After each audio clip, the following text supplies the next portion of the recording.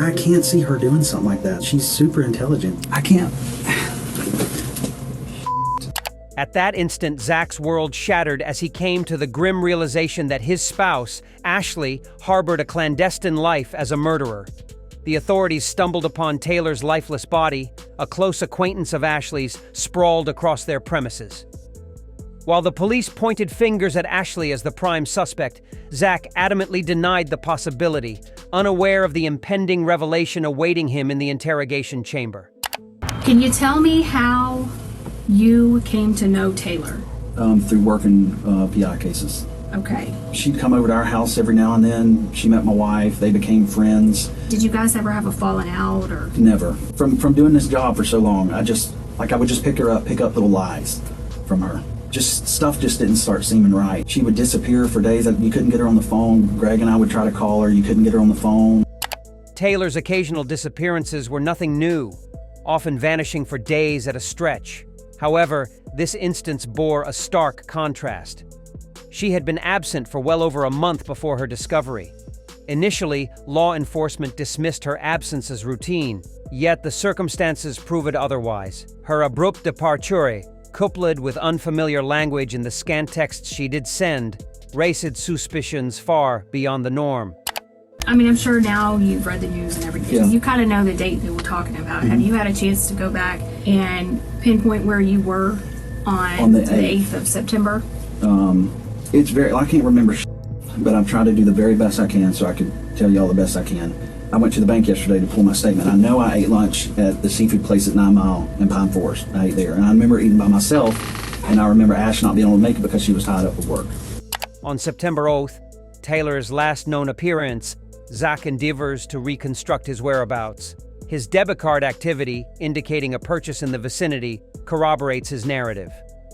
Intriguingly, Zach asserts he was alone that day, attributing his wife's absence to work commitments. Oblivious to her status as the prime suspect, Zach remains steadfast in his belief of her innocence. However, unbeknownst to him, law enforcement's scrutiny extends beyond Ashley. They scrutinize Zach's involvement in the crime, probing for any potential ties or motives, perhaps even seeking to sow discord between husband and wife. Do you know anything about this money that Taylor had given you all? No, absolutely not. She's never given me anything. I've never got anything from that. No. Okay.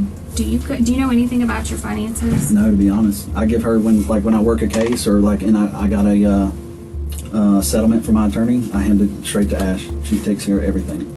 The detective delves into the matter of a substantial sum of $34,000 entrusted by Taylor to Ashley for safekeeping.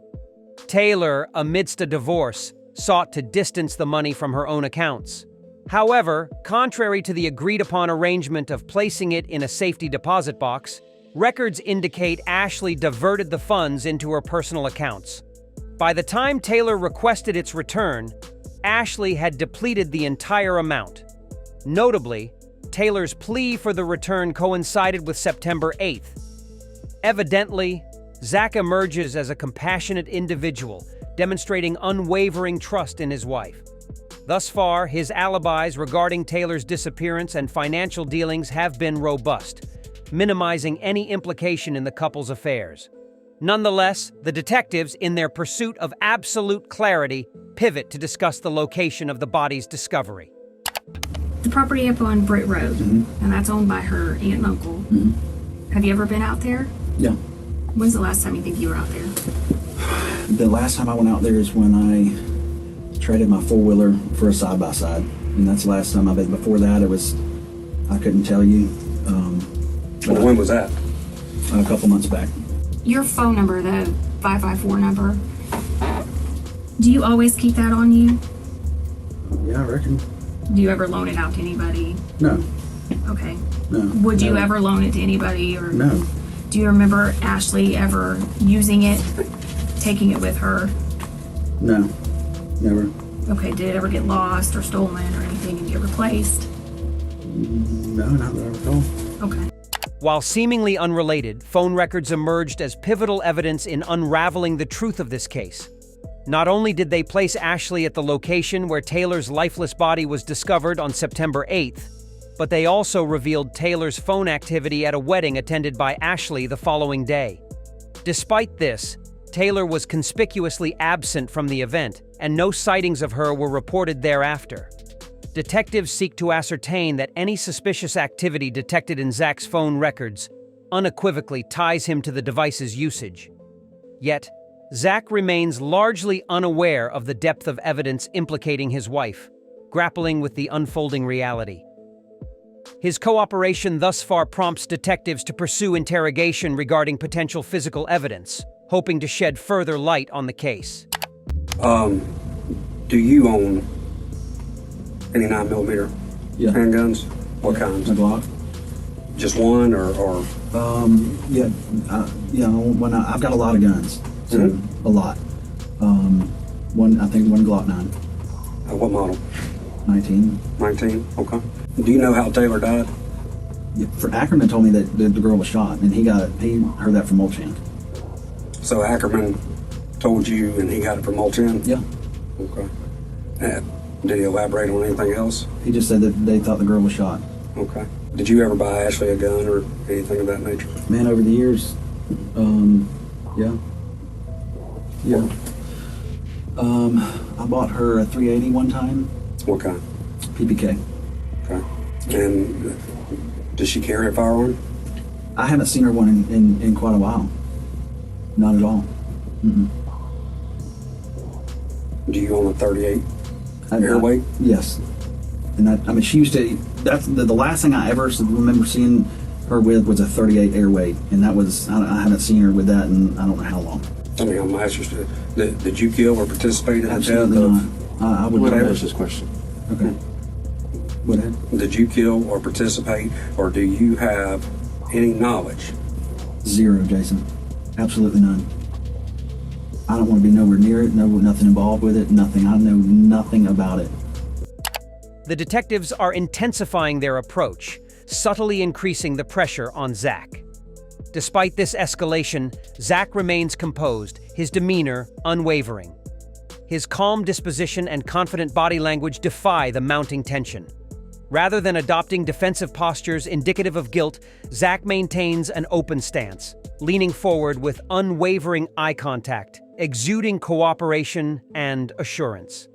His clear, succinct statements further attest to his innocence.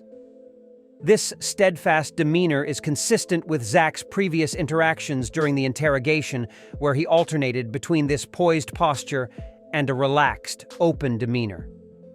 Despite Zach's efforts to convey his innocence, the detectives persist in their probing, heightening the stakes with each passing moment. What do you think happened to Taylor? I couldn't tell you, Jason. I mean, I don't know.